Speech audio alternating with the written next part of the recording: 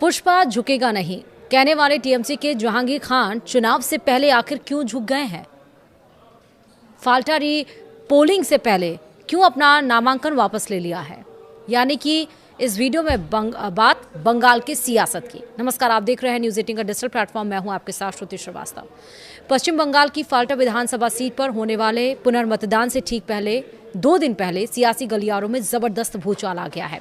Pushpa dialogue वाली reel से चर्चा में आए तृणमूल कांग्रेस के कद्दावर उम्मीदवार जहांगीर खान ने अचानक अपना नामांकन वापस ले लिया है। विस्तार से समझाते हैं आखिर ऐसा क्यों हुआ। दरअसल पश्चिम बंगाल की राजनीति में उस समय एक बहुत बड़ा और अप्रत्याशित यू टर्न देखने को मिला जब दक्षिण 24 परगना जिले की हाई प्रोफाइल फाल्टा विधानसभा सीट से सत्ताधारी तृणमूल कांग्रेस के आधिकारिक प्रत्याशी जहांगीर खान ने चुनावी मैदान से अपने कदम पीछे खींच लिए।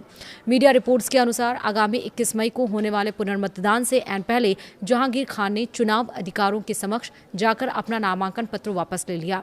चुनाव आयोग की अभूतपूर्व मुस्तैदी और इलाके में भारी संख्या में केंद्रीय बलों की तैनाती के बीच सत्ताधारी दल के उम्मीदवार का इस तरह अचानक से चुनावी रण छोड़ देना पूरे राज्य में चर्चा का विषय बन गया है। इस फैसले ने न सिर्फ तृणमूल कांग्रेस के रणनीतिकारों को हतप्रभ कर दिया है, बल्कि फाल्टा सीट के पूरे चुनावी गणित को भी पूरी तरह से पलट कर रख दिया है।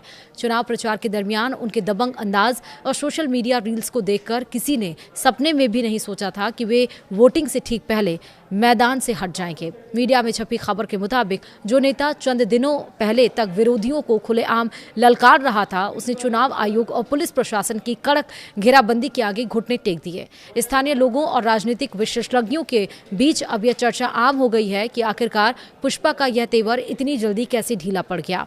इस पूरे ड्रामे के पीछे की असल कहानी 29 अप्रैल को हुए पहले दौर के मतदान से जुड़ी हुई है। फाल्टा विधानसभा सीट के सभी 285 पोलिंग बूथों पर उस दिन वोट डाले गए थे, लेकिन मतदान के दरमियान बड़े पैमाने पर धांधली, ईवीएम मशीनों पर काली पट्टी यानी कि ब्लैक टेप चिपकाने और मतदाताओं को डराने धमकाने की गंभीर शिकायतें सामने आई थी। विपक्ष ने इसे लोकतंत्र की हत्या करार देते हुए सीधे दिल्ली तक गुहार लगाई थी और इसके बाद चुनाव आयोग ने सख्त रुख अपनाते हुए 29 अप्रैल को हुए पूरे चुनाव को ही पूरी तरह से रद्द कर दिया और आगामी 21 मई को पूरी सीट पर नए सिरे से फ्रेश पोल यानी कि पुनर्मतदान कराने का ऐतिहासिक फरमान जारी कर दिया।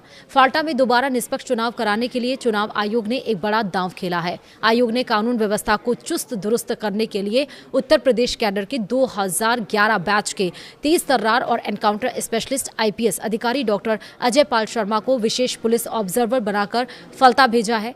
अजय पाल शर्मा की छवि अपराधियों में खौफ और जनता में सिंघम वाली रही है। उनके फाल्टा में पैर रखते ही केंद्रीय सुरक्षा बलों यानी कि सीएपीएफ ने पूरे इलाके को छावनी में तब्दील कर दिया और सुरक्षा घेरा बेहद कड़ा कर दिया गया है।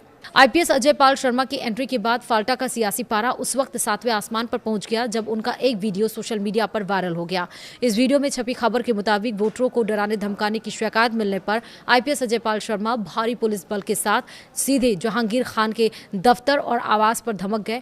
कैमरे के सामने आईपीएस शर्मा ने जहांगीर खान के करीबियों और सुरक्षा कर्मियों को बेहद सख्त लहजे में चेतावनी देते हुए कहा कि उसे यानी कि जहांगीर को कह देना कि अपनी हद में रहे। अगर किसी भी तरह की बदमाशी या वोटरों को डराने की कोशिश की तो बहुत बुरी तरह से निपटे जाएंगे, बाद में रोना मत। और इस कड़क चेतावनी के बाद टीएमसी और आईपीएस अजय पाल शर्मा के बीच सीधा टकराव शुरू हो गया।